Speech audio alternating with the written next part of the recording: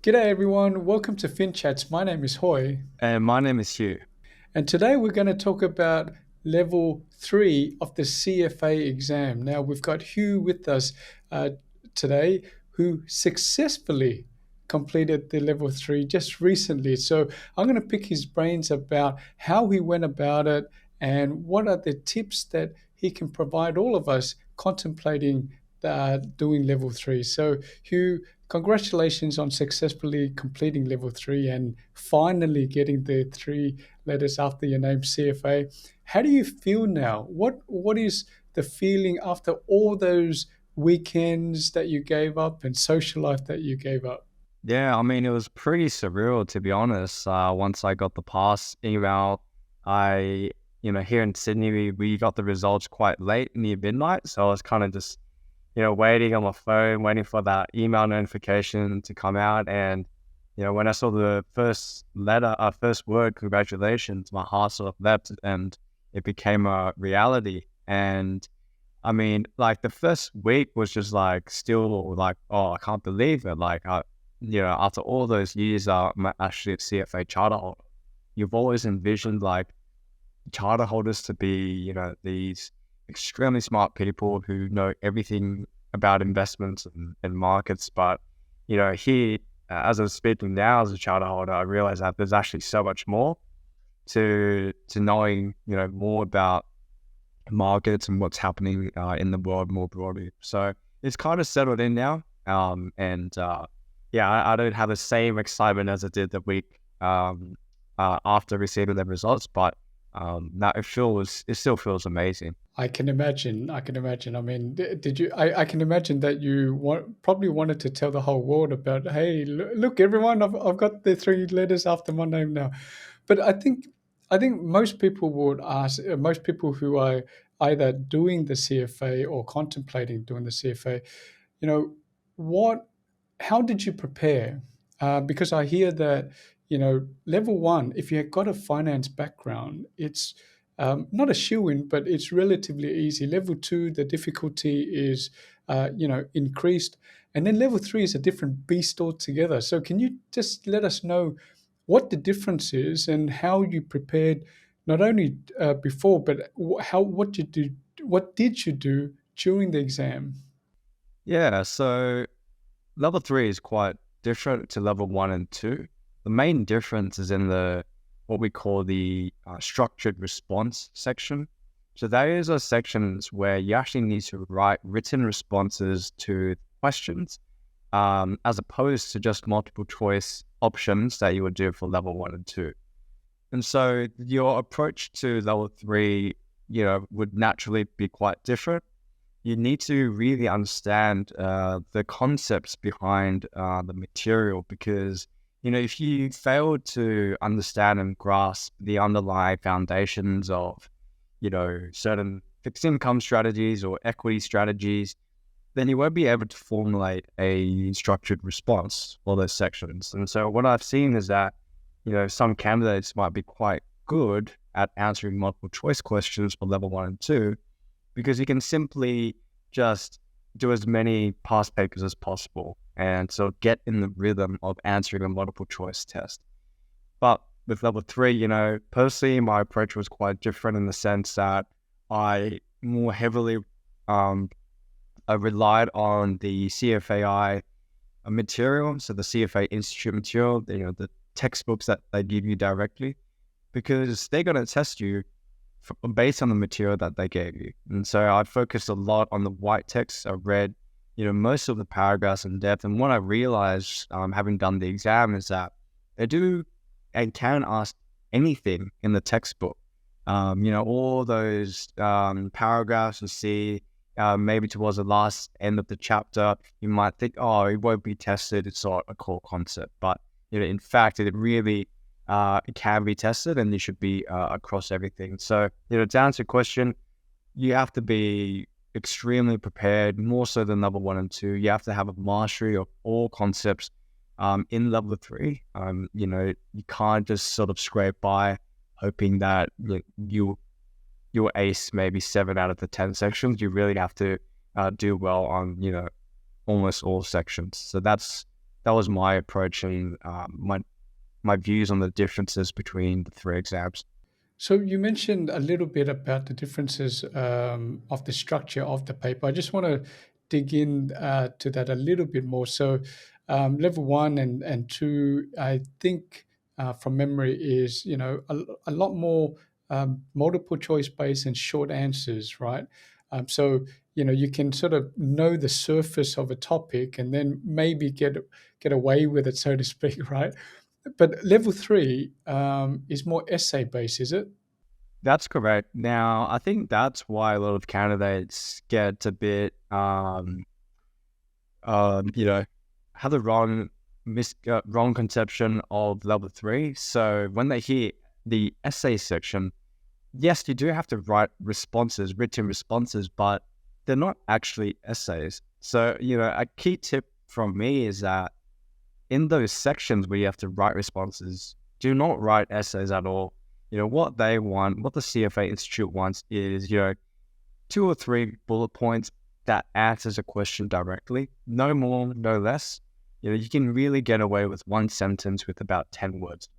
As long as you answer the question, then you'll be able to pass. You really don't have to go writing paragraphs because that opens yourself up to more errors.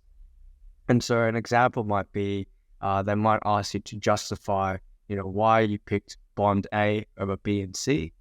And, I've noticed some candidates might answer like, I picked bond A because bond B and C are better. But it doesn't really answer the question as to why bond A is better.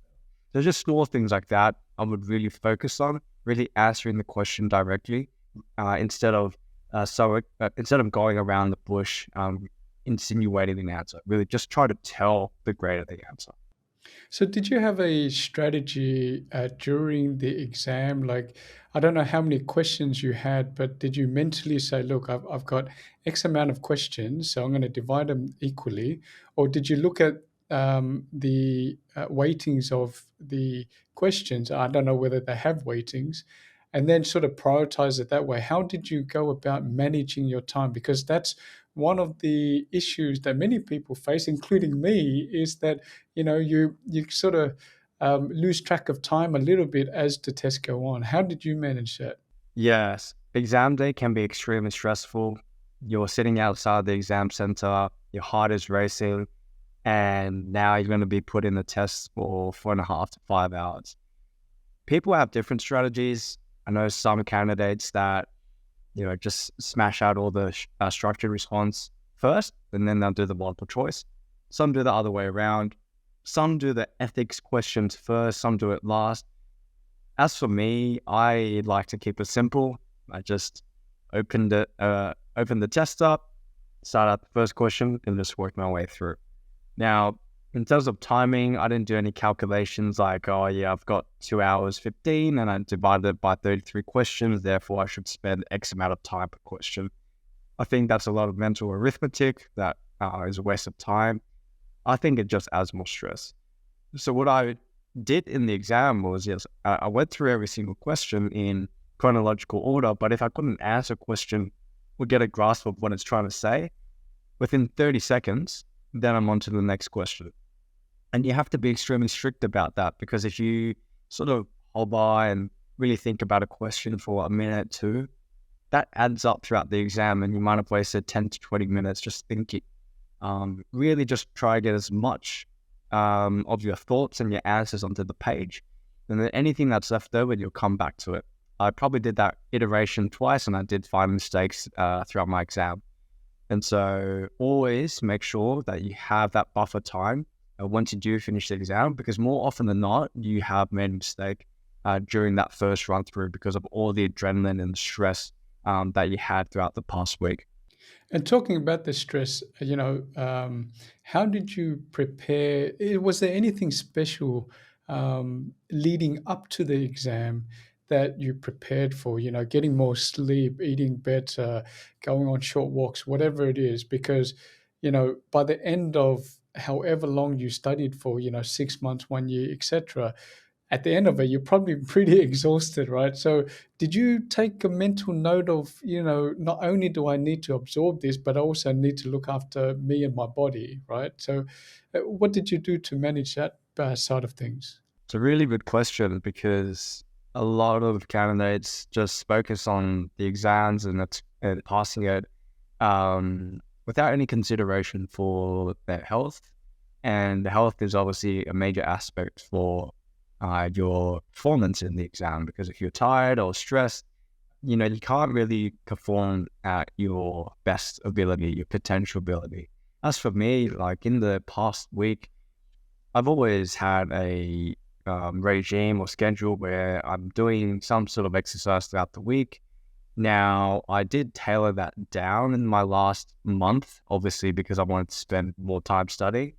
But, simple things like everyone knows, go for a run, drink more water, eat more fruits, sleep more. I think we all know that we need to do it. It's just a matter of discipline as to whether you do decide to do it. Now, you really need those sort of 7 to 8 hours of sleep per night. I know some people who weren't able to sleep and may have slept 2 or 3 hours and chugged a Red Bull first thing in the morning and sat the exam. Yes, you could probably do that and get away with the adrenaline rush, but I think the safer option is just to get that quality sleep throughout the week. But more generally, just live a healthy lifestyle, and that should benefit you in terms of your stress load and how you feel in the day. Realize that this is really just an exam, and if anything happens, you can always reset it. I think there are more important things in life, just to give candidates a perspective on it. That's really good advice. And in terms of juggling work and the exam leading up to the exam, did you take any time off work? Was your employer supportive of that if you did it? Yeah, so it's really recommended if you take time off at work before the exam, and a lot of employers are very accommodative to that fact. More often than not, because you're probably working within the investments industry, and getting the charter holder would support your growth personally, but also would help the company. And so anywhere from 1 to 2 weeks, I think 3 weeks is a bit too much. I think 2 weeks is a sweet spot, and I did, typically a week. Everyone's different. You might need 2 weeks, 1 week, pick whatever feels comfortable for you. But yeah, definitely do take time off, because you need that mental capacity just to focus on the test, the material, being in exam mode. You don't want anything from work bothering you, even extending to, your family and relationships and whatnot. I think also communicate clearly that this is a priority for you and you might be busy within the next 2 weeks. I think just setting those, not boundaries, but just being transparent with the people around you would make your life a bit easier. Yeah. And in terms of just going back to the preparation of the exams, did you use any external resources apart from, the CFA Institute books itself? Did you use any other study materials, and did you change, from level one, two, and three because, the structure of the exams were different? So I use Mark Meldrum, who is a really popular sort of provider for CFA material during level 1 and 2. I used him for level 3 as well for my first attempt. But for the second attempt, I actually used Mark's material a bit less, and I focused more on the CFA material, as I said earlier. But in addition to that, I actually bought and used some extra mock exams from a provider called Bill Campbell. So Bill is watching this video. I hope this message is helping your business grow. But what I did actually was I booked a one-on-one session with him. It cost a bit, but I think it was definitely worth it. Passed and everything. But I think the value I got was really that time, that 1 hour I had with him. Really just, so how it works is you buy his mock exams and you would complete it. And you would have this sort of session with him where he would go through your responses and he will mark it for you. And then he'll sit down and say, okay, you got these right, you got these wrong. And then with the ones that you got wrong, he'll really explain why you got it wrong and how to answer it better. And I honestly feel that was a game changer because I think that during my first attempt at level 3, my structured response answer is probably one of the best. And Bill really helped me tighten that around. I think my knowledge of the material was more or less the same. Obviously a bit more for the second attempt, but yeah, Bill really helped me, answer the question a bit more directly. So yeah, to answer your question, Hoy, I did use Mark Meldrum. I used them from level 1 to 3, but I used Mark a bit less. And then I used Bill Campbell's mocks a bit more, which really helped sort of emulate the exam environment, what to expect on the mock exams. And for anyone interested, we'll make sure that we'll link the details of Phil's details in the description. We're not affiliated in terms of getting any commission, so feel free to check him out. One last question for you, Hugh, is that what are you going to do with all this free time now?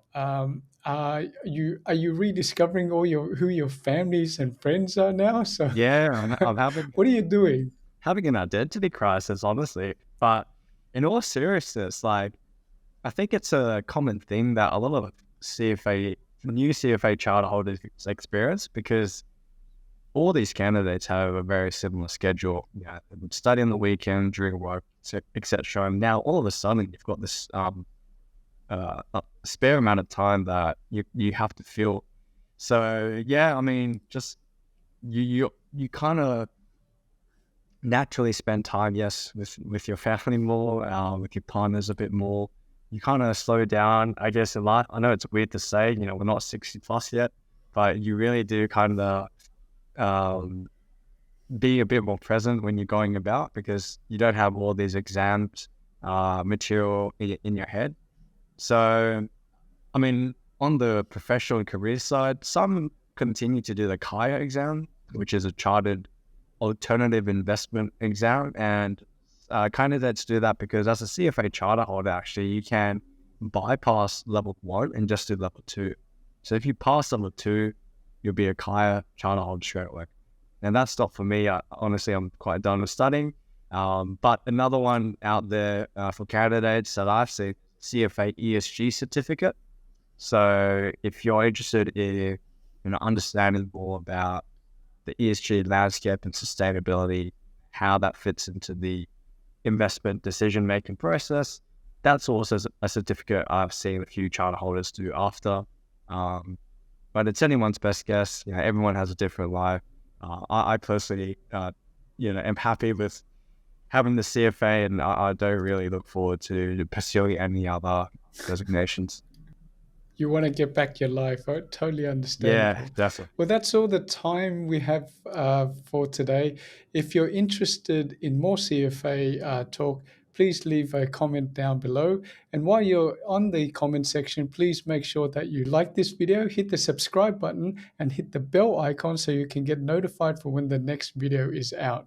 So until next time, folks, we'll see you later. See you guys.